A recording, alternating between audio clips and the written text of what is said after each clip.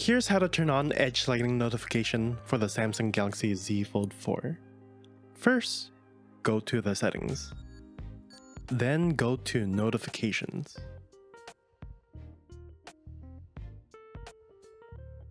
Tap on notification pop-up style.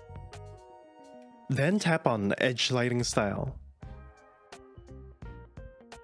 Then you can select any effect styles you like.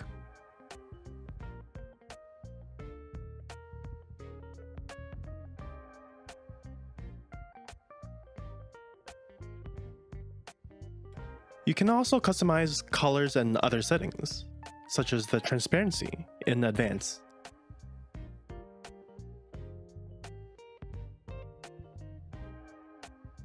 Also, you can set it up on the front cover screen as well. Thanks for watching. If you'd like to see any other tips for other devices, just let us know in the comments.